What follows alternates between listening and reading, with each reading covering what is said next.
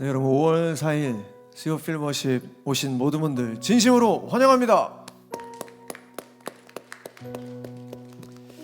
네, 현장 예배로 또 온라인으로 함께하는 모든 분들 진심으로 환영합니다.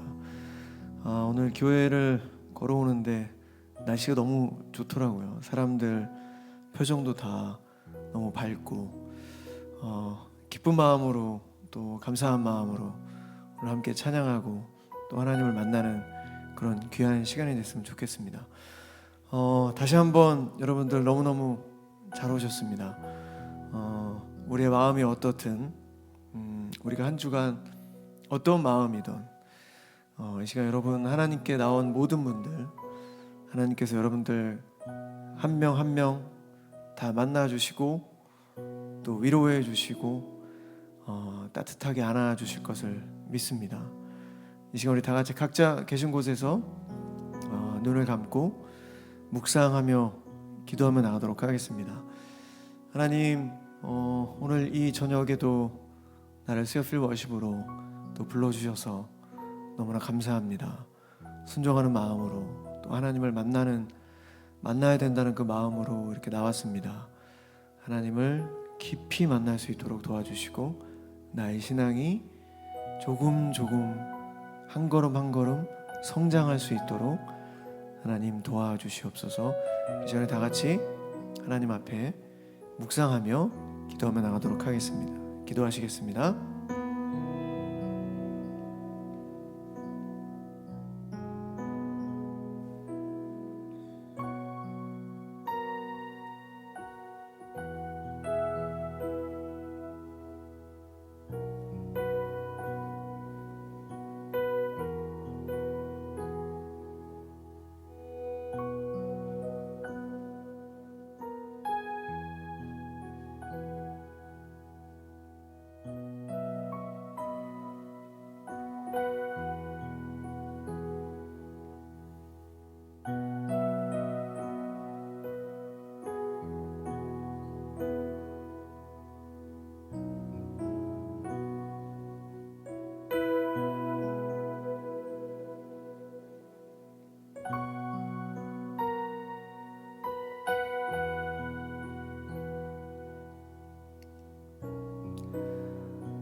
내가 노래로 하나님을 찬양하며 감사함으로 그의 위대하심을 선포하리라. 이것이 황소를 제물로 드리는 것보다 여호와를 더 기쁘게 할 것이다. 시편 69편 30절에서 31절 말씀. 여러분 지금 다시 한번 우리 하나님 앞에 기도하면서 나갈 때 우리 마음 안에 있는 이 시간 이 예배를 집중하지 못하게 하는 그런 생각들이 있다면 또 그런 마음들이 있다면 그런 죄된 모습들이 있다면 이 시간 우리 하나님 앞에 다 회개하며 하나님 예수 그리스도 십자가의 보혈로 다시 한번 우리를 깨끗하게 해주시옵소서. 그래서 하나님을 찬양하기에 하나님의 말씀을 듣기에 조금도 부족함이 없도록. 여러분 조금이라도 안 좋은 생각은 하늘로부터 내려오는 생각이 아닙니다. 다 악한 세력들, 악한 사단 마귀가 우리에게 심어주는 생각들입니다. 우리의 감성과 감정을 이용해서 우리를 예배하지 못하게 하는, 교회 나가지 못하게 하는, 정죄하는 그런 모든 생각들은 하늘로부터 내려오는 생각이 아닙니다. 이 시간에 하나님 앞에 회개하며 예수 그리스도의 십자가의 보혈로 우리를 깨끗게 하여 주시고 이 시간 모든 안 좋은 생각들 예수 그리스도 이름으로 다 사라질 수 있게 해달라고 이 시간에 하나님 앞에 회개하며 나가도록 하겠습니다. 기도하시겠습니다. 사랑의 하나님, 이 시간 우리의 마음속을 우리의 마음을 힘들게 하고 또 어렵게 하는, 불편하게 하는 것들이 있습니까? 이 시간 그런 안 좋은 모든 생각들이 사라질 수 있도록 주님 도와주시옵소서. 하나님, 그 어떤 것도 우리를 정죄할 수 없습니다. 이 시간 이 예배 가운데 하나님과 함께하는 우리의 모든 마음이 거룩과 정결함으로 나아갈 수 있게 도와주시고 예수 그리스도의 십자가의 보혈로 우리의 모든 죄악들을 용서하여 주시옵소서. 하나님을 만나는 귀한 시간입니다. 다른 생각들 다 내려놓게 하여 주시고 오직 하나님의 영광만을 생각할 수 있는 귀한 시간이 되게 하여 주시옵소서. 주님, 부족한 자들이 모였습니다. 우리 모든 마음과 정성을 다해 하나님을 찬양하며 나아갈 수 있도록 도와주시고 우리의 마음을 주님께서 붙잡아 주시옵소서.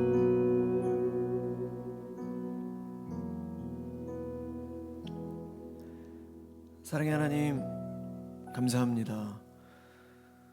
태초 전부터 우리 한 명 한 명을 선택하여 주시고 또 우리에게 또 구원을 허락하여 주신 주님을 찬양합니다. 오늘 이 저녁에도 하나님을 깊이 만나는 시간이 될 수 있도록 도와주시고 하나님의 말씀을 통해 또 찬양을 통해 기도를 통해서 하나님께 더 가까이 나아갈 수 있도록 도와주시옵소서. 우리의 마음이 어떻든 그럼에도 불구하고 하나님께 또 나왔습니다. 주님, 우리를 안아주시고 위로하여 주시고 모든 것들을 회복시켜 주시옵소서. 우리가 이 세상에서 이 생명이 다하는 그 순간까지 우리는 그럼에도 불구하고 계속해서 하나님께 나아갈 수 있는 그런 용기와 담대함을 주십시오. 모든 악한 마귀들 떠나가게 하여 주시고 모든 악한 생각들, 안 좋은 모든 생각들 시간 떠나갈 수 있도록 도와주시옵소서. 우리의 삶 속에서 날마다 우리가 무슨 일을 하든지 간에 하나님의 영광을 위해서 오늘도 일하겠습니다. 하나님의 영광을 위해서 오늘도 살아가겠습니다 라고 고백할 수 있는 우리 한 명 한 명이 다 될 수 있도록 주님 도와주시옵소서. 우리의 삶을 하나님께서 인도하여 주시고 오직 주님만을 바라보는 주님의 그 약속의 땅을 바라볼 수 있는 우리 모두 될 수 있도록 도와주시옵소서. 감사드립니다. 이 모든 말씀 우리들의 모든 것 대신 살아계신 예수 그리스도 이름으로 간절히 기도드렸습니다. 아멘.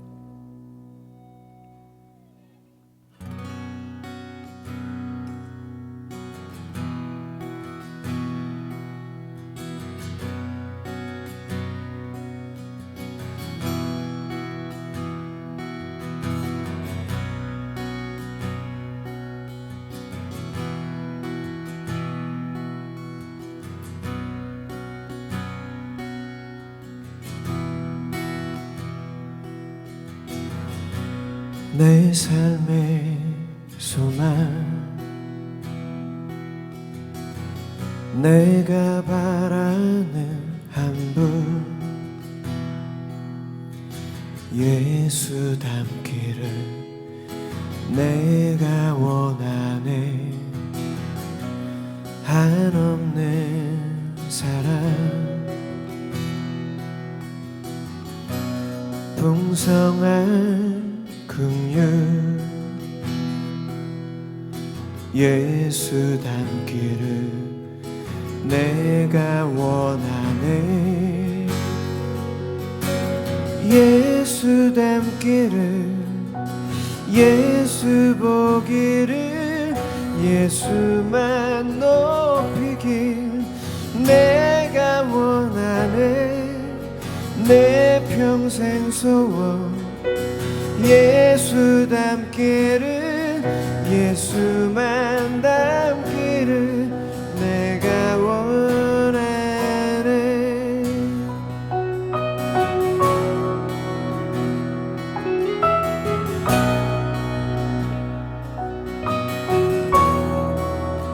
내 삶의 소망 내 삶의 소망 내가 바라는 한 분 예수 닮기를 내가 원하네. 한없는 사랑 풍성한 긍휼 예수 닮기를 길을 내가 원하네. 예수 닮기를 예수 닮기를 예수 보기를 예수만 높이길 내가 원하네. 내 평생 소원 예수 닮기를 예수만 닮기를 내가 원하네.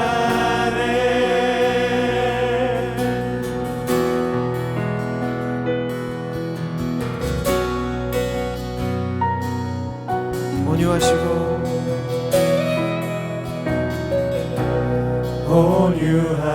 온유하시고 겸손하신 성품 예수 닮기를 내가 원하네. 자비하시고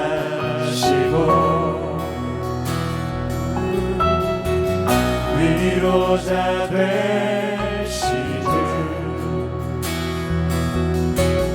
예수 닮기를 내가 원하네. 예수 닮기를 예수 보기를 예수만 높이길 내가 원하네. 내 평생 소원 예수 닮기를 예수만 닮기를 내가 원하네. 예수 닮기를 예수 보기를 예수만 높이길 내가 원하네. 내 평생 소원 예수 닮기를 예수만 닮기를 내가 원하네. 완전하신 예수 새롭게 하시네. 연약한 내 영혼 온전하게 되리. 완전하신 예수 완전하신 예수 새롭게 하시네. 연약한 내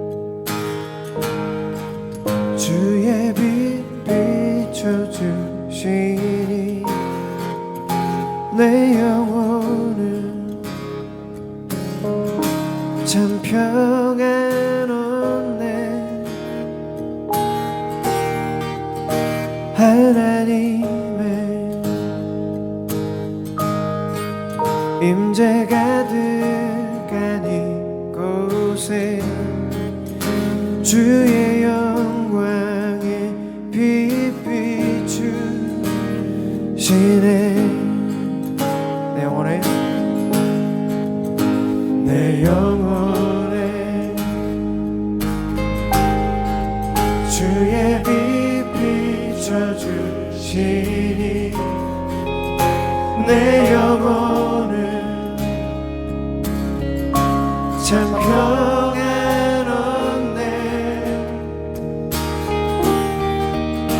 하나님의 임재 가득한 이곳에 주의 영광에 빛 비추시네. 다시 한번 내 영혼에 내 영혼에 주의 빛 비춰주시니 내 영혼을 참 평안없네.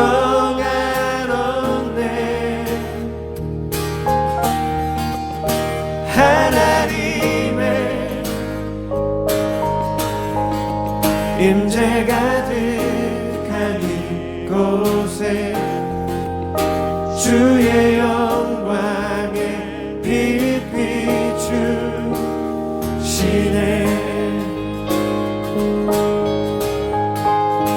모든 어둠 물러가고 새아침 밝아오네.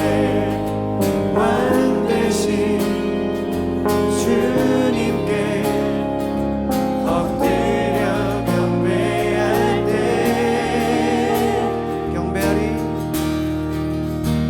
경배하리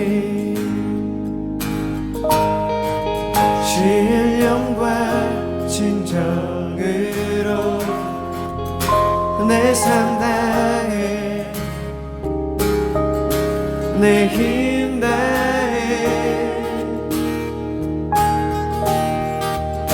하나님이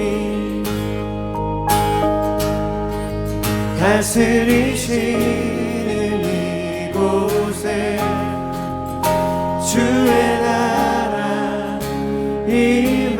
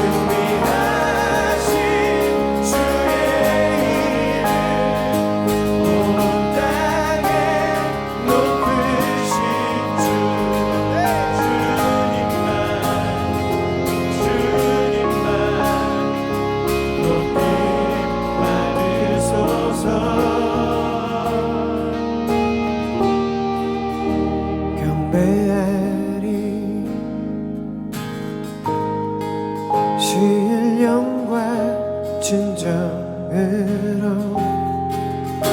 내 삶 다해 내 힘 다해 하나님이 다스리시는 이곳에 주의 나라 임하시네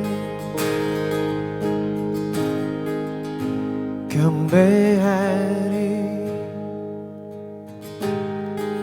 신령과 진정으로 내 삶 다해 내 힘 다해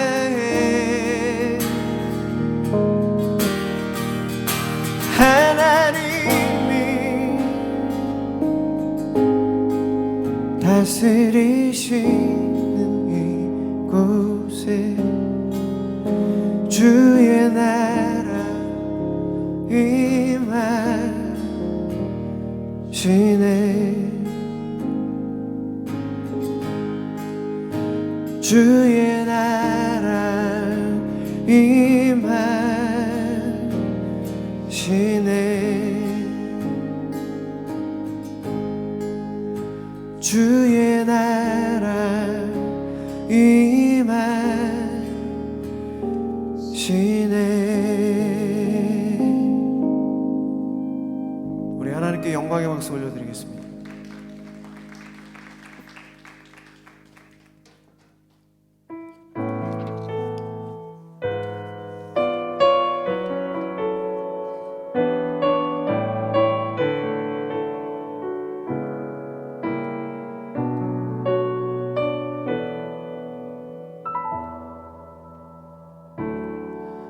모든 상황 속에서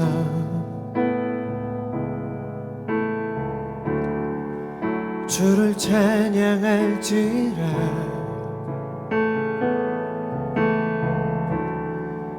주는 너의 큰 상급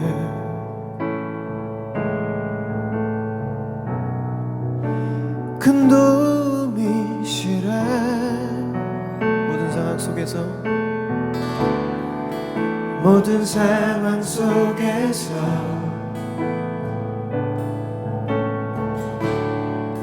주를 찬양할지라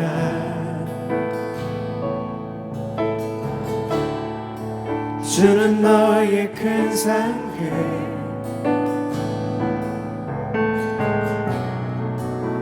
큰 도움이시라 주의 얼굴 구할 때 주의 얼굴 구할 때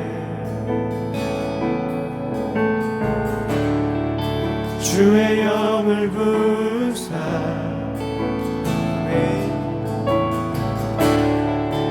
크신 사랑 안에서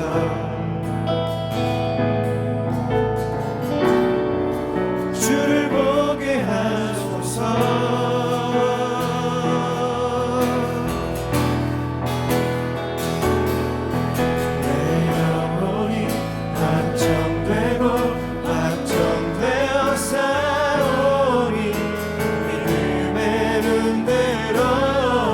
주를 바라봅니다. 내 영혼이 확정되고 확정되어 싸우니 믿음의 눈대로 주를 바라봅니다.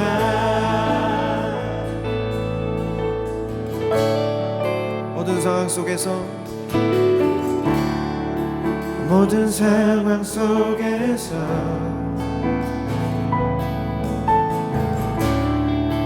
주를 찬양할지라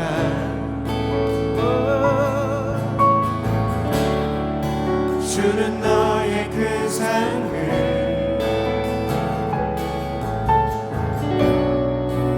큰 도움이시라 주의 얼굴 구할 때 주의 얼굴 구할 때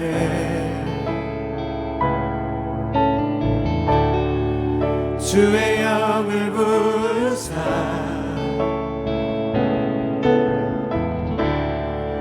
크신 사랑 안에서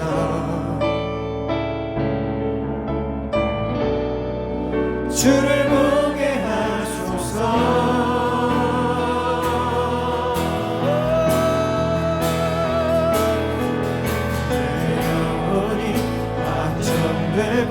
확정되어 싸우니 믿음의 눈으로 주를 바라봅니다. 내 영혼이 확정되어 싸우니 믿음의 눈으로 주를 바라봅니다. 주를 찬양할 때 주의 나라 이미 임했네.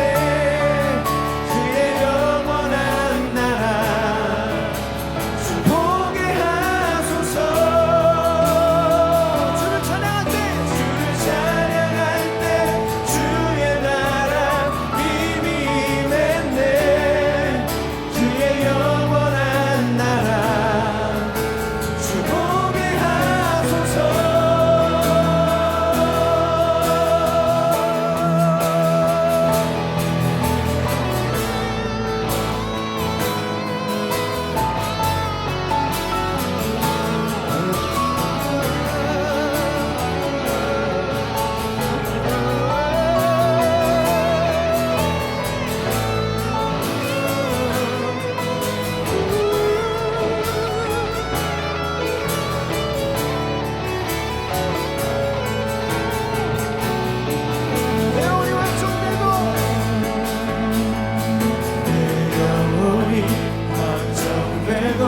확정되어 싸우니 믿음의 눈으로 주를 바라봅니다.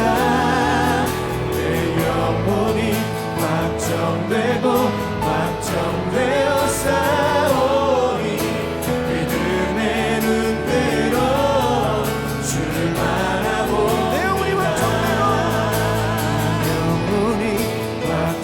내 영혼이 확정되어 싸우니 믿음의 눈으로 주를 바라봅니다.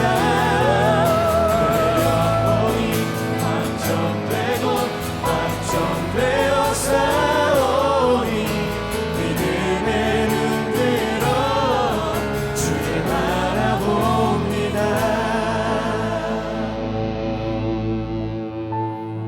이 시간 우리 하나님의 말씀을 위해서 다시 한번 기도하겠습니다.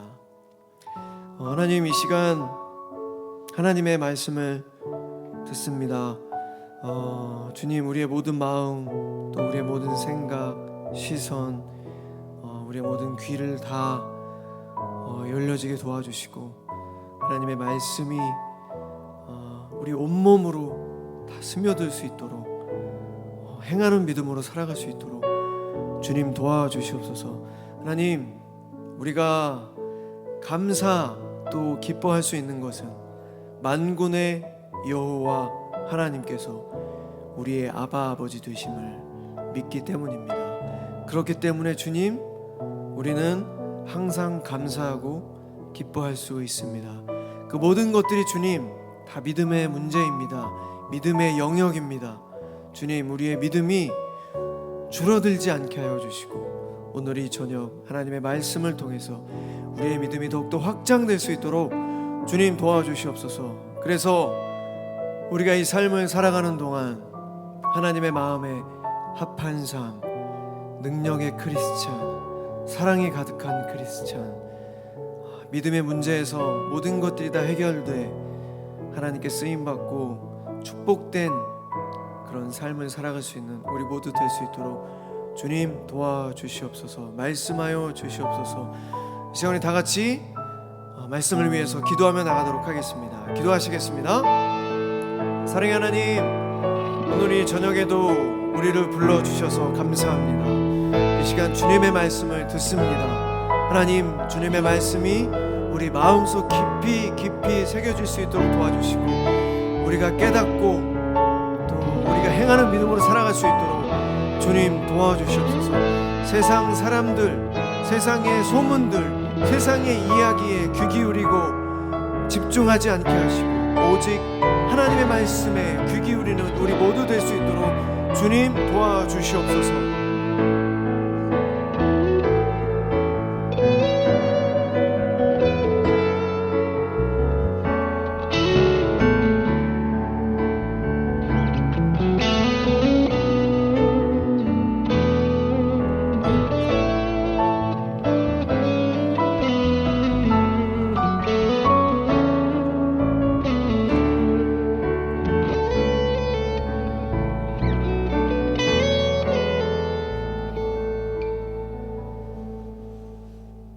하나님, 오늘 이 밤 우리가 하나님의 얼굴을 구합니다.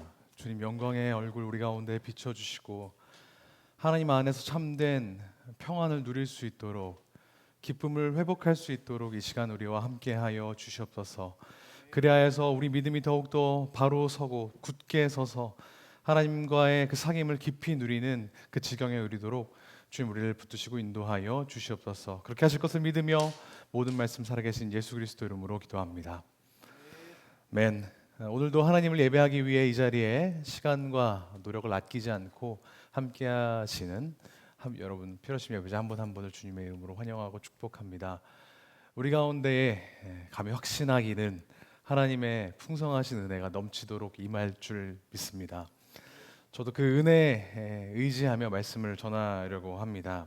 성경을 봉독하기 전에 조금 짧지 않게 그 오늘 본문의 배경에 대해서 이야기해보고자 합니다. 시기는 예수님이 부활하신 직후입니다.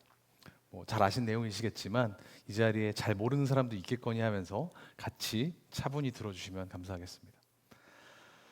예수님이 십자가에 달려 돌아가신 지 사흘이 지나고 부활하셨습니다. 그리고 40여일을 제자들과 함께 지내시다가 이제 승천을 하시게 되었죠. 제자들과 함께하는 그 40일 동안 예수님은 제자들에게 몇 가지 말씀을 나누어 주셨는데 그 내용들이 마태복음과 누가복음 그리고 사도행전에 기록이 되어 있습니다. 이런 것들입니다. 이를테면 하늘과 땅의 권세를 하나님 아버지께서 내게 주셨으니 너희는 이제 모든 민족으로 찾아가서 그 사람들을 모두 제자로 만들려구나. 어떻게 제자로 만들냐면 아버지와 아들과 성령의 이름으로 침례를 주고 내가 이전에 너에게 말했던 것, 분부했던 것 모두를 가르치고 또 지키게 하려무나. 보렴 내가 세상 끝날까지 너희와 함께 할 거야 라고 당부하시기도 했고, 또 다른 본문에서는 사람을 구원에 이르게 하는 그 회개의 능력이 예루살렘으로부터 시작해서 모든 족속에게 퍼지는 것이 성경에 예언되었는데 너희가 그 예언을 증언할 사람들이니 이제 힘내렴 이렇게 격려하시는 장면도 있습니다. 또 사도행전에서는 이제 너희는 떠나지 말고 이 성 예루살렘을 떠나지 말고 아버지께서 너희에게 약속하신, 다른 부분에는 능력이라고도 표현되어 있는데 능력 혹은 아버지께서 약속하신 그것을 기다리고 있으렴 이렇게 당부를 하십니다. 그리고 그 말씀을 마지막으로 하늘로 올라가셨어요. 사실 예수님이 부활하셨다는 소식을 처음 들었을 때 제자들은 내심 기뻤거든요.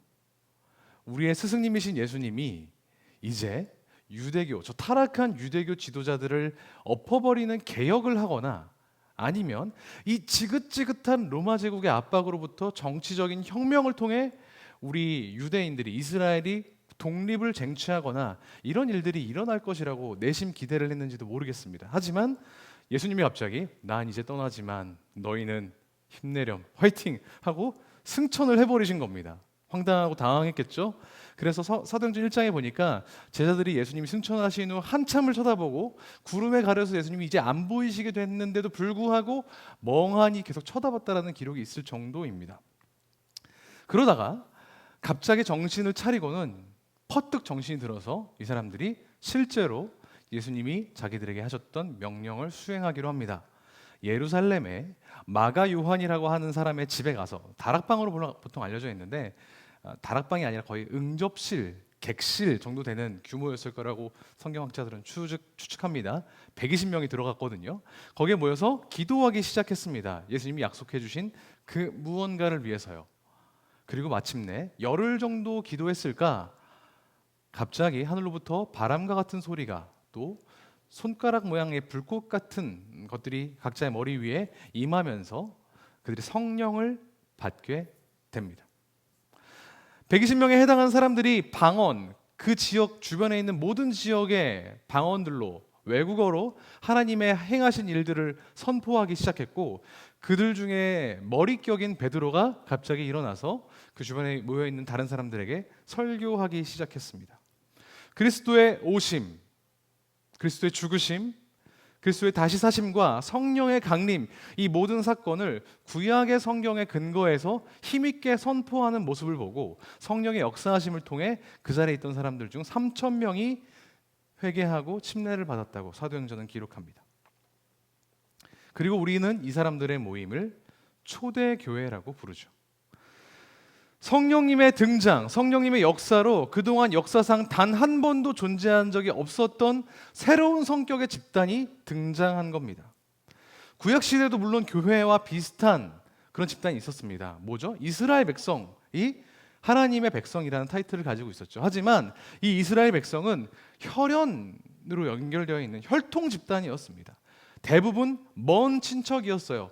거슬러 올라가다 보면 다 아는 사이, 다 피가 섞인 사이였습니다. 하지만 교회, 성령의 강림으로, 성령의 역사로 처음 시작된 교회는 그 어떤 연관성도 없이 오롯이 그리스도를 따르는 사람이라는 정체성으로 모인 완전히 새로운 집단이었다는 겁니다.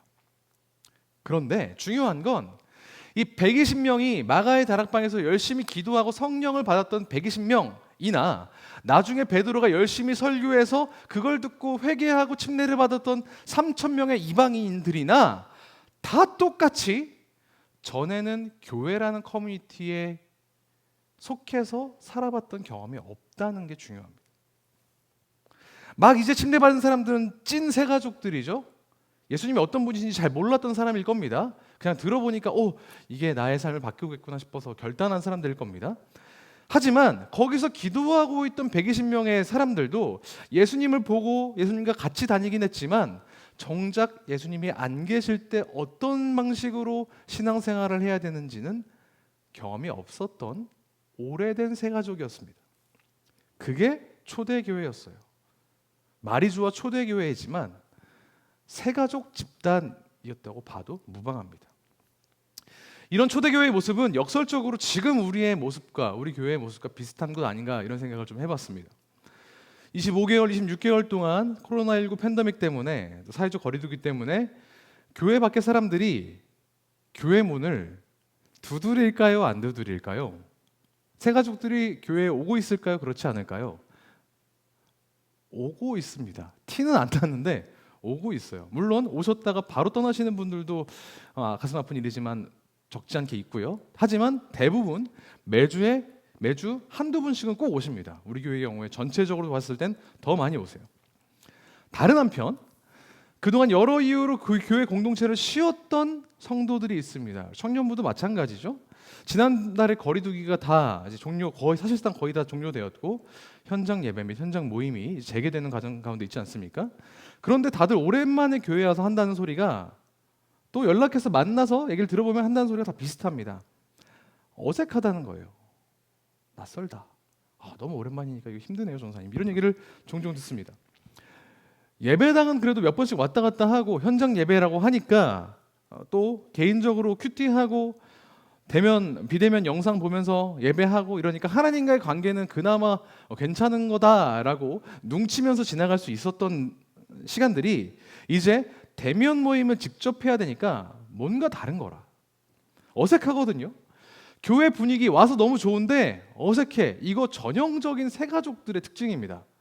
새가족들 만나보면 어떠셨어요? 물론 제가 전도사라서 이제 빈말을 하는 경우도 있겠지만 너무 좋고 담임목사님 말씀 좋고 하지만 좀 어색한 게 좀 있네요. 이런 얘기 하시거든요. 근데 공교롭게도 2년여간의 공백 이후에 현장에 오고 예배에 참여하고 약물이 예사랑에 참여한 청년들의 이야기를 들어보면 비슷한 톤으로 이야기한다는 겁니다. 너무 오랜만에 오니까 좋은데 어색해요. 오래된 새가족들인 셈이죠. 현재 우리는 이런 상황입니다. 스스로 어색하고 낯선 상황, 그리고 새롭게 신앙의 방법들을 모색해야 되는 그런 상황입니다. 오래된 새가족과 찐 새가족이 공존하는 그런 상황에 처해 있습니다. 마치 초대교회가 그랬던 것 같은. 우리는 어떻게 이 공동체가 바로 세워질 수 있을지, 어떻게 또 이것들을 이어나갈 수 있을지 초대교회의 모습을 보고 우리에게 적용하며 은혜를 나누고자 합니다. 우리가 본받아야 될 그 초대교회의 모습을 보여주는 말씀이 바로 오늘 본문입니다. 지금 보여주시면 되는데요. 사도행전 2장 41절에서 47절 말씀입니다. 저와 여러분이 한 절씩 교독을 하겠습니다. 그 말을 받은 사람들은 침례를 받음에 이날에 신도의 수가 3,000이나 더하더라.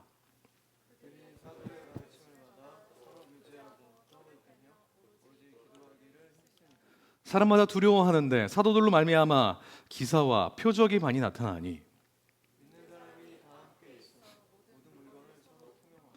또 재산과 소유를 팔아 각 사람의 필요를 따라 나누어 주며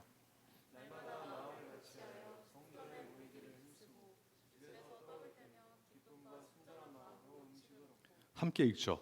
하나님을 찬미하며 또 온 백성에게 칭송을 받으니 주께서 구원받는 사람을 날마다 더하게 하시니라. 아멘. 우리와 같이 찐 새가족과 오래된 새가족들이 함께 섞여 있었던 초대교회는 이 말씀에 나오는 일들을 수행하면서 교회를 세워갔습니다. 그들은 어떤 방식으로 어떤 것들을 행하면서 교회를 세워나갔는지 세 가지 팁을 나눠보고자 합니다.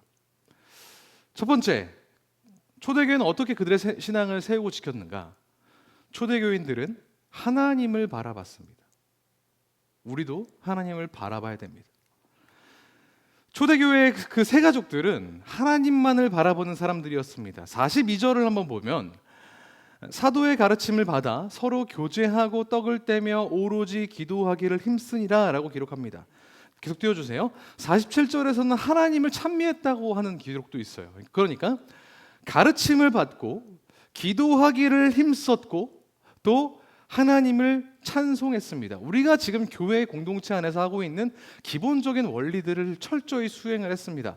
사도의 가르침을 받았습니다. 사도가 누구죠? 사도행전 1장에 보면 가룟 유다가 죽은 다음 그를 이어서 사도의 직분을 이어받을 사람을 뽑는 장면이 나오는데요. 이때 사도 베드로가 이렇게 이야기를 합니다. 사도행전 1장 21절 22절입니다. 제가 읽죠. 그러므로 주 예수께서 우리와 함께 지내시는 동안에 곧 요한이 침례를 주던 때부터, 그러니까 예수님이 사역을 시작하셨던 그때부터 예수께서 우리를 떠나 하늘로 올라가신 날까지, 그 사역이 마무리되고 부활 승천하신 그날까지, 그러니까 예수님의 공생의 전체를 통틀어서 늘 우리와 함께 다니던 사람 가운데서 한 사람을 뽑아서 우리와 더불어 부활의 증인으로 삼아야 할 것입니다. 두 가지 조건이 있었다는 거예요. 사도에 대해서. 첫 번째, 예수님의 공생애 동안 그분과 함께 다니면서 그분의 가르침과 역사하심을 바라보았던 사람. 두 번째, 예수님이 승천하신 이후에 그분의 오심과 죽으심과 다시 사심을 증인으로 증언할 사람. 이 두 가지 요건을 충족하는 사람이 사도였다는 겁니다. 그러니까 다시 본문으로 돌아와서 본문에서 초대교인들이 사도의 가르침을 받았다. 무슨 뜻입니까? 예수님의 가르침과 그의 역사하심, 그리고 그분의 오심과 죽으심, 다시 사심, 그분에 관한 모든 것을 배웠다는 겁니다. 다른 게 아니라 예수님에 대해서 배웠다는 거예요. 그리고 오로지 기도하기에 힘썼고 하나님을 날마다 찬양했다고 기록합니다. 이 기도했다라는 말 헬라어 어원을 살펴보니까 하나님을 향해라는 그 의미가 내포되어 있어요. 그냥 간구가 아니라 어떤 대상을 향해, 하나님을 향해 간구하는 것을 기도라고 이야기하는데 하나님 중심적인 의미가 담겨 있었던 겁니다. 그러니까 그리스도에 대해서 가르침을 받았고 하나님을 향해 간구하기를 힘썼고 늘 하나님을 찬양했던 사람이었다는 겁니다. 이 세 가지 행동을 관통하는 중요한 표현이 있는데 그건 바로 힘썼다는 겁니다. 이것도 원어로 찾아보니까 질리게도 반복하면서 수행했다라는 꾸역꾸역의 의미가 있더라고요. 그런 뉘앙스가 있더라고요. 그러니까 가르침을 받고 기도하고 찬양하는 것을 질리지도 않게 꾸역꾸역 해내고 있었다. 수행해냈었다. 포기하지 않았다. 그리스도 중심적이었다고 성경은 기록합니다. 이제 사회적 거리두기가 거의 해제되고 현장 예배 모임이 이제 재개가 되고 있죠. 그러다 보니까 아마 여러분들이 속해 계신 여러 공동체에서도 어떻게 하면 그동안 교회에 나오지 못했던 사람들이 교회로 나오게 할 것인지 그 방법론에 대해서 많은 회의들과 의견 제시가 있을 것입니다. 행사도 준비하고 프로그램도 준비하고 하겠죠. 청년부도 마찬가지죠. 그런데 그 모든 것을 준비할 때 우리가 놓치지 말아야 하는 것이 이겁니다. 그리스도 중심적이어야 한다는 거예요. 저도 역시 지난주에 여러 현장 모임과 예배 이런 것들을 준비하면서 온오프라인으로 회의를 많이 하고 나눔들을 많이 했습니다. 근데 진짜 공교롭게도 참 한편으로는 감사하게도 저는 어떤 뉘앙스도 풍기지 않고 아무 말도 하지 않았는데 그 모임 멤버 중에 한 명씩 꼭 우리가 일을 잘 진행하는 것도 너무 중요하지만 그리스도 안에 하나님 안에 거하는 것이 더 중요하겠습니다 라는 취지의 이야기를 해주셨어요. 그리고 그 이야기를 듣자마자 거기 참여했던 모든 분들이 각 모임이 다 달랐는데도 불구하고 맞다, 그걸 잊지 말아야겠다 라고 해서 한편으로는 제가 그 얘기를 했어야 되는데 가만히 팔짱 끼고 있다가 저도 좀 숙연해지기도 했지만 너무 감사했습니다. 우리의 모임이 그래야 한다는 겁니다. 뭐 악기 연주하는 거 너무 좋고 나와서 사람들 만나고 이야기 나누는 거 너무 좋고 또 사람들 더 많이 모이기 위해서 좋은 음식을 대접하고 기똥찬 프로그램을 기획하고 물론 좋습니다만 그 모든 것 위에 그리스도께서 계시지 않는다면 헛거라는 겁니다. 로널드 사이다라고 하는 한 캐나다 출신의 미국 신학자는 이렇게 이야기했었습니다. 제가 한번 읽어볼게요. 초대교회 그리스도인들의 모임은 교회의 후원 하에 격주로 개최되는 볼링 클럽 그 정도의 시시한 교제를 했던 것이 아니다. 설교를 듣고 난 뒤에 신교실에 모여서 다가를 먹으면서 세련된 담소를 나누는 것이 아니었다. 초대교회는 자신의 삶을 그리스도에게 의탁하고 그 삶을 나누는 공동체였다. 이렇게 지적을 하더군요. 우리가 모여서 예배할 때, 우리가 모여서 서로의 삶을 나눌 때 우리 스스로가 그리스도의 몸이라는 것을 기억하고 그분이 우리의 모든 주제, 그분이 우리의 모든 얘기의 소재, 그분이 우리의 전부가 되어야 한다고 성경은 이야기하고 있는 것입니다. 이제 큰 변화를 맞이해서 새로운 것들을 준비하고 계신 여러분, 우리 청년 1부, 청년 2부, 또 그 외에 많은 교구에 계신 분들, 그리고 이 자리에 계신 또 우리 교회에 속하지 않은 모든 크리스천 여러분, 우리가 새롭게 신앙의 전기를 마련하는 이 순간 우리가 놓치지 말아야 할 단 한 가지 무엇입니까? 우리는 그리스도의 사람들이라는 것. 우리는 그리스도를 말하고 그리스도로 채워지고 그리스도를 선언해야 되는 사람들이라는 것 잊지 마시기를, 하나님의 일을 간구하며 하나님을 찬양하며 하나님에 대해 배우기를 그치지 않는 그런 그리스도인 되시기를 주님의 이름으로 축복합니다. 두 번째로 초대교인들은 서로를 바라봤습니다. 서로를 바라봤어요. 우리도 서로를 바라봐야 됩니다. 성경은 이야기합니다. 42절 서로 교제하고 떡을 뗐다고 얘기합니다. 44에서 45절 띄워주세요. 모든 물건을 서로 통용하고 서로 나눠 썼다는 거죠. 또 45절 재산과 소유를 팔아 각 사람의 필요를 따라 나눠주며, 46절은 안 띄워주셔도 됩니다. 유지해주세요. 집에서 떡을 떼며 기쁨과 순전한 마음으로 음식을 먹고 라고 기록하고 있습니다. 계속 띄워주세요. 계속 띄워주세요. 45절. 어떤 분들은 이 구절을 보고 그리스도 중심적으로 모이는 것도 중요하지만 여기 나와 있는 내용들이 물질적인 부분이고 식탁의 교제를 다루고 있으니 우리가 순수한 마음으로 음식을 나누는 것도 중요하다. 이른바 식탁의 교제 또한 중요한 사건이다. 그러니까 약물이나 예사랑할 때 지겹게 성경 공부만 하지 말고 좀 먹으러도 가고 놀러도 가고 하자, 뭐 이렇게 얘기하시는 분들도 계세요. 다른 한편으로는 어떤 분들은 이 구절을 두고, 이 45절을 두고 모든 물건을 팔아서 서로 통용하고 재산과 소유를 필요에 따라 나눠줬다는 걸 보면서 물질적으로 누군가가 과격하게 손해를 봐야만 한다. 모든 물질의 문제에 있어서 자유로워져야 된다라고 주장하시는 분들도 있습니다. 그렇지 않으면 가짜라는 거예요. 위선이라는 겁니다. 모든 물건을 팔아버리고 기부하거나 헌금해야 된다 이렇게 주장하시는 분도 있습니다. 양극단이죠. 그래서 그렇지 않은 사람들을 보면서 야, 쟤네 집은 잘 사는데 저렇게 돈 다 가지고 있으면서 안 팔아? 이렇게 헌금 안 해? 이렇게 씀씀이를 아껴서 한다고? 라고 비난하기도 합니다. 그런데 이 45절에서 말하는 초대교회의 모습은 단순히 함께 먹고 마시는 식탁의 교제만을 이야기하는 것도 아니고요. 자기 돈을 많이 써야지만 구원받은 사람의 증거라고 이야기하는 것도 아닙니다. 거기에 포커스가 맞춰져 있는 게 아니에요. 45절에서 각 사람의 필요를 따라 나눠줬다고 되어 있는데 이 필요라고 하는 이 말의 어원을 보니까 원래 뜻을 보니까 결핍, 모자람이라는 뜻을 가지고 있더라고요. 그러니까 이 말을 원래의 의미대로 해석해 보자면 또 각 사람이 가지고 있는 재산과 소유를 팔아서 각 사람의 결핍을 채울 정도로 나누어 주며 이런 뜻입니다. 그것을 위해 물건과 먹을 것을 나누는 행위에 가깝습니다. 자, 이제 꺼주셔도 됩니다. 각 사람의 결핍을 채우기 위해서, 필요를 채우기 위해서 어떻게 해야 됩니까? 뭘 먼저 해야 될까요? 누가 얼마나 부족한지를 알아야 되잖아요. 누가 얼마나 필요한지를 알아야 되잖아요. 그러면 어떻게 해야 됩니까? 서로의 삶을 챙겨봐야 됩니다. 관심 있게. 이 부분에 문제가 생길 때 교회는 위기에 봉착합니다. 사도행전 6장에도 그런 사건이 나오고요. 고린도 전서에 보면 이 함께 먹고 마시는 성찬이 굉장히 나쁘게 활용되는 경우에 대한 비판이 나오는데요. 당시 고린도 교회는 교인들이 모여서 같이 식사를 했습니다. 그런데 그 중에는 지금 우리가 그러하듯이 잘 사는 사람도 있을 것이고 좀 형편이 넉넉하지 못한 사람도 있을 거 아닙니까? 그런데 식탁이 펼쳐져 있어요. 그리고 어떤 사람들이든 오는 대로 먼저 식사를 시작합니다. 나중에 온 사람 나중에 먹겠죠. 근데 문제는 이겁니다.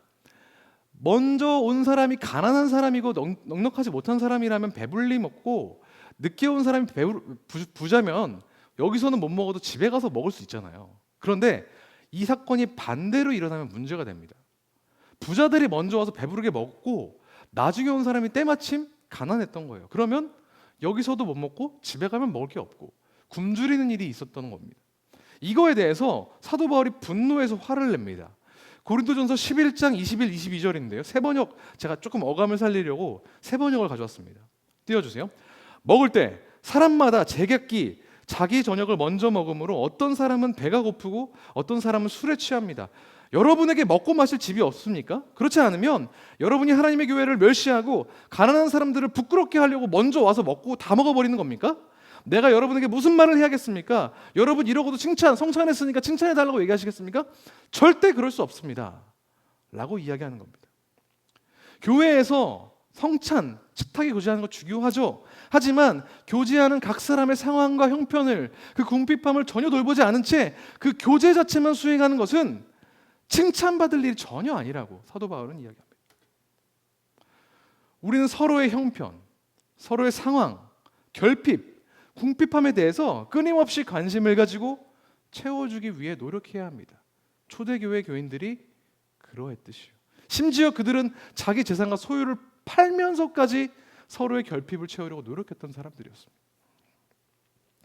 성경에서 말하는 사랑은 다른 사람을 봤을 때 와, 저 사람 너무 좋다, 내가 저 사람을 안아주고 하트 눈에서 뿅뿅 나오고 그런 감정의 고조 상태가 아니라 내가 내 삶을 경영하고 내 삶의 필요를 채우려고 몰두하는 그 생각만큼이나 다른 사람의 필요를 채우기 위해 고민하는 것, 그게 성경적인 사랑이라고 이야기합니다. 이제 그 사랑의 장이 여러분 앞에 열렸습니다. 그동안은 비대면이었잖아요. 그래서 그래 기도할게로 끝날 수 있었어요. 하지만 이제 아닙니다. 피부를 맞대고 얼굴을 마주보고 실외에서 보면은 이제 마스크도 벗어야 되니까 침방울도 좀 튀고 식사도 하게 될 거 아닙니까? 그걸로 만족해서는 안 된다는 거예요. 이 사람에게 진짜 필요한 건 무엇인지 세심하게 돌보고 챙김으로써 진짜 사랑의 교제, 초대교회를 살렸던 서로를 바라보는 사랑의 교제 이뤄내시기를 주님의 이름으로 축복합니다. 첫 번째, 하나님을 바라봐야 된다고 했죠. 두 번째, 서로를 바라봐야 된다 했습니다. 세 번째, 마지막으로 초대교인들은 세상을 바라보며 나아갔습니다. 우리 역시 세상을 향해 나아가야 됩니다. 오늘 본문은 초대교회 교인들이 날마다 성전에 모이기를 힘쓰고 세상 사람들에게 칭찬을 받았다고 기록합니다. 이 성전에 날마다 모이기를 힘썼다는 표현, 히브리서에도 나오죠. 10장 25절에 모이기를 패하는 자들의 습관과 같이 하지 말고 예수 그리스도께서 다시 오는 그날이 가까이 올수록 우리가 더욱더 그리하자, 더욱더 모이기를 힘쓰자, 이 말씀과 좀 시너지가 나서 우리가 매일같이 교회에 모여야 된다, 이런 어떤 해석 방향으로 해석되는 말씀입니다. 더 열심히 모여야 된다, 성전에서 모여야 된다, 이런 얘기를 많이 하잖아요.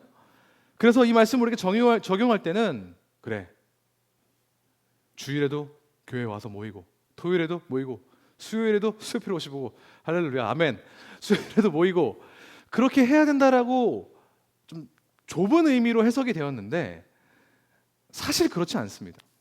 사도행전 2장에 나오는 이 성전은 우리가 생각하는 지금 이곳 교회 예배당이 아니거든요. 여기서 말하는 성전은 예루살렘 성전을 이야기하는 겁니다.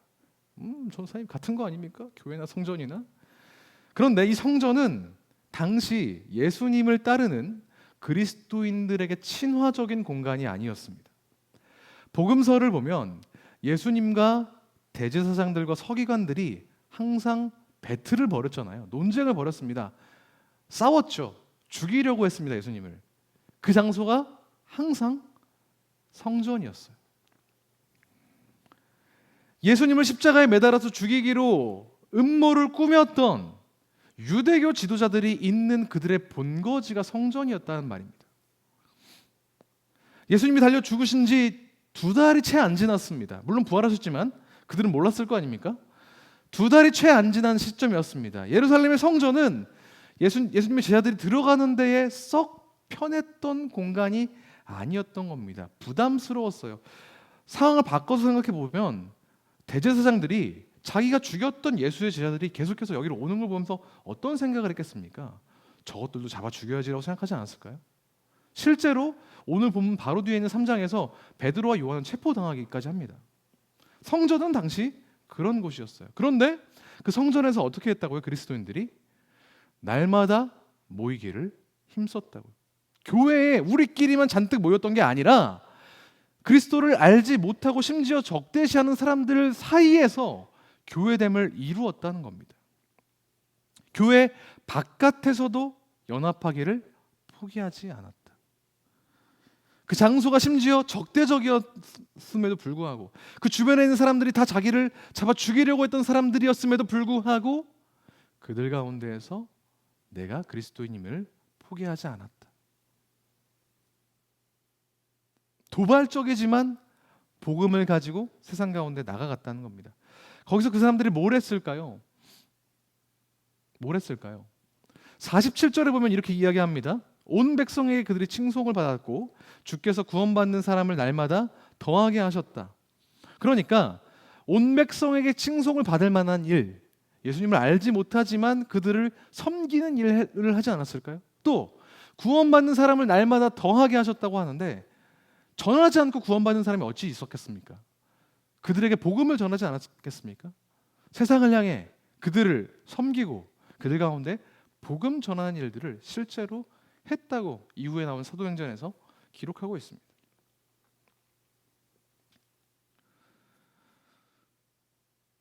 직장에서 그리스도인을 찾기가 참 힘든 시대라는 생각을 요즘 좀 많이 합니다. 사실 이런 생각한 지는 꽤 됐습니다. 청년들이랑 만나서 이야기를 해보면 대부분 직장 내에서 크리스천 만나기가 쉽지가 않다. 뭐 통계를 내본 것은 아니지만 10명 중에 1명 있을까 말까 정도로 드문 것 같아요. 그런데 실제 통계를 보면 20, 30대 인구의 20%에서 25% 정도는 크리스천이거든요. 그렇게 생각해 보면 답은 하나입니다. 크리스천들이 다 직장에 없든지, 그게 아니면 직장 내에서 크리스천됨을 숨기고 있든지, 2명이 채 안 된다는 건 심지어 자기조차도 숨기고 있는 것일 수도 있다는 생각이 듭니다. 근데 기억합시다. 초대교인들은 삶의 모든 영역에서 마가의 다락방 같이 우리 편들이 있는 곳에서도 모였지만 외부에서도 모여서 그리스도인됨을 드러냈고 그분이 우리 주인이시라는 사실을 선포하며 살았다는 것을 기억하십시다. 섬김으로써, 복음을 전함으로써 그렇게 그리스도인됨을 드러내는 우리 피로심 예배자 한 분 한 분 되시기를 소망합니다.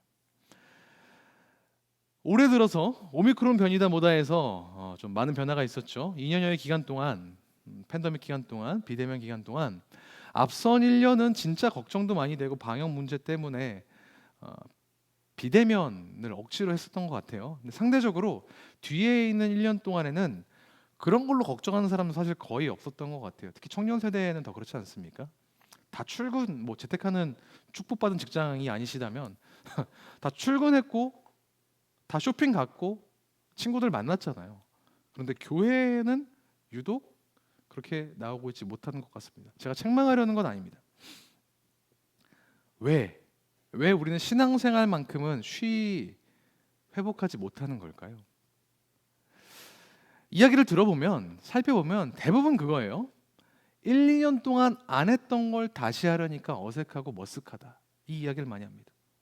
무엇보다 뭘 어떻게 해야 될지 잘 모르겠다라고 이야기하는 분들이 많아요. 교회에 왔는데 교회 오면 현장감이 있어서 뭔가 더 뜨겁게 눈물이라도 날 줄 알았는데 그렇지 않더라는 거죠. 사람들 오랜만에 만나서 반가워서 되게 좋은 얘기들만 있을 것 같은데 꼭 그렇지만은 않더라는 거죠. 그때 오늘 본문을 기억하십시오. 모여 있었던 120명도 오래된 새가족이었고 새롭게 합류한 3,000명도 찐새가족이었던 초대교회가 어떻게 하나님께서 사랑하시는 진짜 교회로 자라날 수 있었는가? 첫 번째, 하나님을 바라보고 하나님에 대해 배우고 기도하고 찬양하는 것. 이거 합시다. 두 번째, 서로를 돌아보되 자, 기도 제목 말해볼까 하고 적기 위해서 만들어진 기도 제목 말고 진짜 이 사람의 삶에서 뭐가 필요한지, 어떤 결핍이 있는지를 돌아보고 그것들을 내 힘이 허락하는 한 채우는 그런 사랑의 교제를 시작하십시다. 세 번째, 교회 안에서 뭐 모여야 되는 건 맞습니다. 현장님에 많이 오시면 너무너무 좋겠어요. 하지만 그것뿐만 아니라 우리가 이미 각 처소를 하나님께 드리는 성소 삼겠다고 고백한 사람들이 많지 않습니까? 그곳에서 이제 조금 드러내자는 거예요. 우리가 누구를 주인으로 여기며 사는지, 우리의 모든 것들을 인도하시는 분이 누구신지를 선포하고 선언하며 삶으로 드러낼 때 초대교회에 있었던 부흥의 역사가 오늘 우리 이 교회 가운데, 우리 삶 가운데 일어날 줄 믿습니다. 이 세 가지를 통해서 우리 교회됨을 이루어 나갑시다. 이 현장에서 예배를 통해서 실시간 온라인으로 참여하시는 분도 지금 있을 것이고 나중에 유튜브에 올라온 것으로 보시는 분도 있을 것입니다. 근데 그 중에서 망설이는 분들 많으실 거예요. 어떻게 해야 되나 걱정되면서요. 그동안 소홀했던 신앙생활, 와 이거 다시 시작해도 되나? 라고 민망하시는 분도 있을 겁니다. 하지만 괜찮습니다. 지금 시작하면 됩니다. 늦지 않았어요. 여러분 주변에 있는 목회자에게 손을 뻗으십시오. 저에게 연락을 주십시오. 전도사님에게 연락을 주십시오. 또 교구에 계신 분들은 목사님에게 각자의 지근거리에 있는 목회자에게 손을 뻗으십시오. 양모리 리더, 내 사랑 리더, 아니면 내 믿음의 동역자에게 손을 뻗으십시오. 반대로 그런 연락이 받았다면 기꺼이 잡아주십시오. 그렇게 우리가 서로를 돌보고 섬기며 이 새로운 시대를 맞이할 때 하나님이 기뻐하시는 진짜 믿음의 공동체에 세워나갈 수 있기를 소망합니다. 그 일을 위해 헌신하고 수고하는 우리 수요필 예배자 여러분 한 분 한 분 되시기를 주님의 이름으로 진심을 다해 축복합니다. 그래서 오늘은 뭐 뜨겁게 기도하고 이렇게보다는 서로를 좀 축복하며 기도했으면 좋겠습니다. 너무 잘 알고 계신 찬양입니다. 피로십에서도 많이 불렀던 찬양인데요. 주의 말씀 앞에 선이라는 찬양으로 우리가 서로를 좀 격려하고 우리를 통해 일어날 하나님의 나라를 기대하는 마음으로 찬양하시고 기도하겠습니다.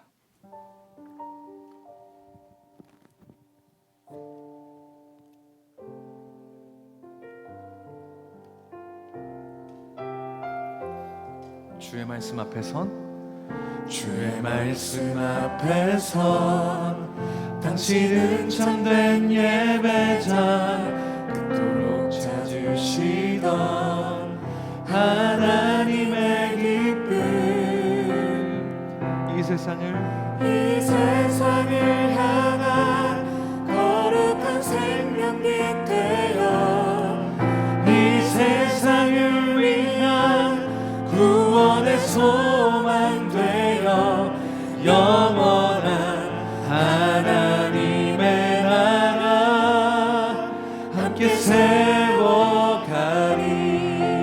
주의 부르심 따라 주의 부르심 따라 당신의 삶을 드릴 때 세상은 당신 안에서 주의 영광 보리라 이 세상을 이길 주님의 군사 되어 이 세상을 섬길 주님의 손과 발 되어 영원한 하나님의 나라 함께 세워가리. 아멘. 오늘 우리가 지금 찬양한 이 찬양의 가사대로 우리 가운데 하나님께서 큰 일을 이루실 줄 믿습니다. 사실 하나님께서는 우리를 구원하시는 것도 마찬가지고 이 세상을 회복하시는 것도 당신 혼자서 하실 수 있는 것이죠. 믿으시죠? 전능하시니까요. 그렇지만 우리에게 교회됨을 명하셨고 주님의 일을 감당하도록 터전을 마련해 주셨습니다.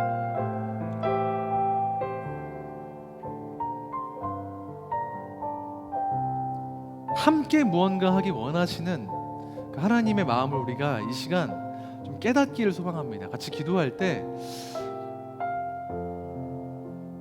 우리가 어려운 시간을 2년 동안 보냈잖아요. 실제로 생계에 어려움이 있으신 분들도 있었고 관계가 틀어져서 극심한 우울증에 빠지셨던 분들도 계셨죠. 그리고 좀 아픈 일이지만 실제로 생존의 갈림길에 계셨던 분들도 계시더라고요. 우리 주변에 말입니다. 그래서 이 2년이 마무리되면서 우리 안에 약간 보상 심리가 좀 있는 것 같습니다. 오죽하면 이제 보복 소비, 보복 여행 그런 이야기들이 우리 안에 돌고 있는데 우리 시선을 조금만 확장했으면 좋겠습니다. 나 스스로의 삶을 회복하는 것 물론 중요합니다만 우리를 향한 하나님의 마음을 이 시간 좀 알게 해달라고 기도했으면 좋겠습니다. 내가 속해 있는 공동체, 우리의 교회, 내가 주변에 만나고 있는 직장의 동료들과 학교의 친구들, 우리의 가정 이런 부분 모든 영역들을 향한 하나님의 마음을 조금 더 깨달아서 우리 가운데 교회를 만드신 하나님의 뜻이 있을 텐데 그것들에 우리가 반응하고 하나님의 뜻이 우리 가운데, 하나님의 나라가 우리 가운데 성취되고 확장되는 일이 지금 오늘 내 결단을 통해서 일어날 수 있도록 하나님 도와주십시오. 더욱더 하나님 나에게 용기와 능력을 주십시오. 우리 삶을 주님께 맡겨드리겠습니다. 크게 기도하지 않으셔도 좋습니다. 하지만 분명하게 하나님 앞에 우리 삶을 맡겨드리며 기도하십시다. 함께 기도하겠습니다. 하나님 아버지, 우리가 주님 앞에 나아가길 소망합니다.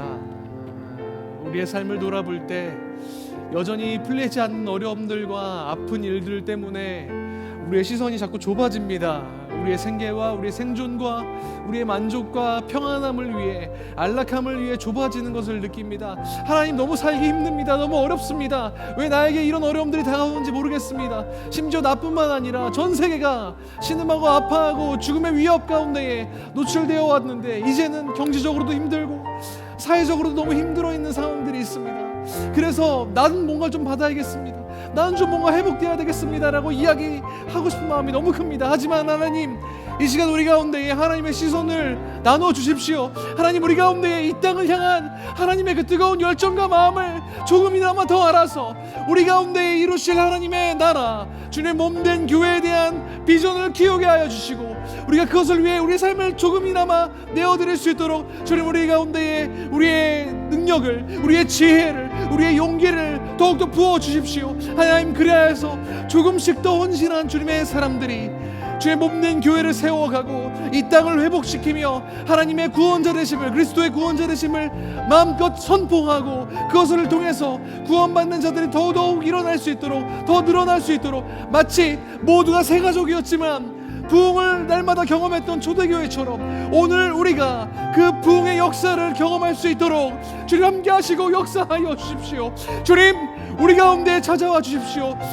뭉뚱그려진 우리의 공동체 어딘가에 함께하지 마시고 지금 우리 가운데에, 나에게, 나의 삶의 모든 영역 가운데에 주님 좌정하여 주시고 임하여 주십시오. 주님, 우리의 삶을 주님께 의탁합니다.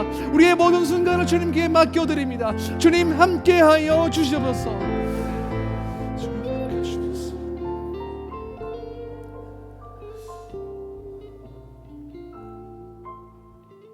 한 가지만 더 놓고 기도하겠습니다. 제가 세상을 향해서 계속 강조하다 보니까 도리어 우리 예배의 자리에 대해서 소홀을 할 수도 있을 것 같아요.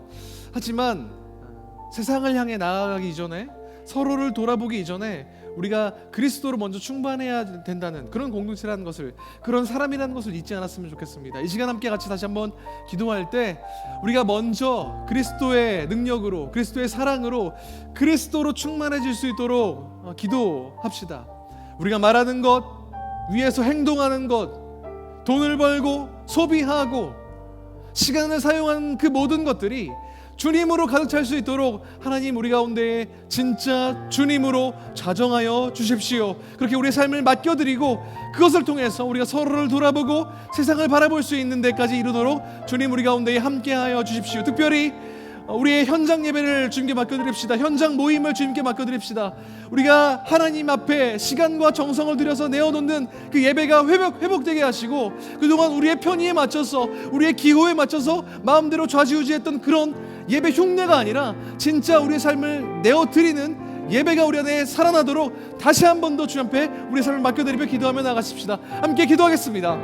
하나님 아버지, 우리가 예배가 회복되길 소망합니다. 우리 안에 주님을 향한 뜨거운 열정과 하나님께 우리의 삶을 맡겨드리는 모든 예배들이 회복되길 소망합니다.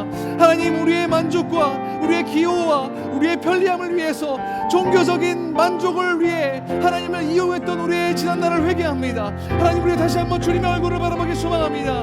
우리 가운데 비추실 주님의 그 영광의 빛을 바라보길 소망합니다. 하나님, 우리 가운데에 항상 변치 않고 신실하게 우리를 비추셨던 그 주님의 눈길, 주님의 손길을 우리 가운데 베풀어 주셔서 오늘 우리가 이 삶을 살아가는 데 있어서 우리가 주인 되는 것이 아니라, 우리가 삶의 모든 것들을 좌지우지하는 것이 아니라 하나님께서 우리의 삶을 붙드시며 우리 가운데 역사하신 주님께 우리 삶을 온전히 내어드리겠다고 결단하는 놀라운 주님의 예배자들의 고백이 일어날 수 있도록 도와주십시오. 하나님, 우리를 위로하여 주십시오. 하나님, 우리를 격려하여 주십시오. 용기를 붙들어 주시고 담대하게 주님의 은혜의 보좌 앞으로 나아갈 수 있도록 주님, 우리 가운데 함께 하시고 역사하여 주시옵소서. 그래서 이 현장의 예배가 살아날 때, 우리의 몸된 교회가 바로 설 때 우리를 통하여서 주님께서 놀라운 일들을 이루실 것을 우리가 확신하오니 주님, 우리 가운데에 함께하여 주시옵소서.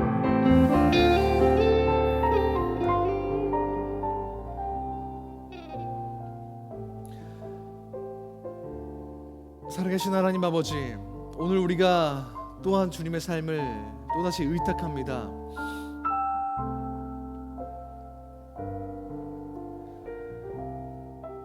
(2년이) 넘는 시간 동안 우리의 삶과 마음과 행동들을 강제했던 길고 긴 싸움이 이제 마무리되는 것 같습니다. 회복이 시작되고 치유가 일어나야 할 것 같은데 그 과정들이 생각보다는 좀 더딥니다. 하나님, 어떻게 해야 될지도 모르겠고 더 한 걸음 내딛는 것이 망설여지기도 하고 어색하고 머쓱합니다. 하지만 하나님, 우리가 이 시간 조금 힘을 더 내어서 결단했습니다. 하나님께서 우리 삶 가운데 좌정하시도록 우리의 삶을 더욱더 내어드리겠다고 고백하기도 했고, 우리만을 향하던 우리의 시선을 돌려서 서로를 향해, 하나님을 향해, 이 땅을 향해 확장하겠다고도 그렇게 고백했습니다. 주님, 우리의 고백 들으신 줄 믿습니다. 이제 주님께서 그것들을 성취하실 차례입니다. 우리 삶 가운데 주인으로 자정하여 주셔서 우리가 이 작은 인생, 이 사소한 것들에 집중하는 것이 아니라 우리를 향한, 우리의 삶을 향한 하나님의 뜻과 계획을 발견하고 이 땅 가운데 하나님의 나라, 하나님의 온전한 다스리심을 성취해 나가는데 부족함이 없도록 우리를 세워주시고 빚어가여 주실 것을 우리가 감히 확신하오니 주님 우리 가운데에 함께하여 주시옵소서. 우리가 예배함을 통해서, 하나님께 기도하고 찬양함을 통해서, 서로의 삶을 돌아보는 교제를 통해서, 사랑의 나눔을 통해서, 복음을 전하고 이 세상을 섬기는 그 일련의 과정들을 통해서 주님 우리 가운데에 역사하시는 것을 바라볼 수 있도록 인도하여 주시옵소서. 계속해서 우리가 주님을 예배합니다. 이 예배 자리에서뿐만 아니라 삶에서도 예배하기를 소망합니다. 언제나 어디서나 우리가 동행하시는 주님을 바라보며 주님만 높여드리는, 주님만 이야기하는 그리스도인 되도록 우리 수요필 워십 예배자 한 사람 한 사람의 머리 위에, 삶 가운데 역사하여 주시옵소서. 반드시 그렇게 하실 것을 믿으며 이 모든 말씀 살아계신 예수 그리스도 이름으로 기도합니다. 아멘. 하나님을 향해서 또 서로를 향해, 세상을 향해 시선을 열고 하나님의 일들을 이루어 가시는 우리 피로심 예배자 한 분 한 분 되시기를 주님의 이름으로 축복합니다. 다음 주에도 계속해서 현장 예배가 계속이 됩니다. 이 자리에 나오셔서 함께 뜨겁게 기도하며 우리 삶을 함께 의탁하는 일들이 일어날 수 있으면 좋겠습니다. 주님이 가르쳐 주신 기도로 예배 마치겠습니다. 하늘에 계신 우리 아버지여, 이름이 거룩히 여김을 받으시오며 나라가 임하옵시며 뜻이 하늘에서 이루어진 것 같이 땅에서도 이루어지이다. 오늘날 우리에게 일용할 양식을 주옵시고 우리가 우리에게 죄 지은 자를 사하여 준 것 같이 우리 죄를 사하여 주옵시고 우리를 시험에 들게 하지 마옵시고 다만 악에서 구하옵소서. 나라와 권세와 영광이 아버지께 영원히 있사옵나이다. 아멘.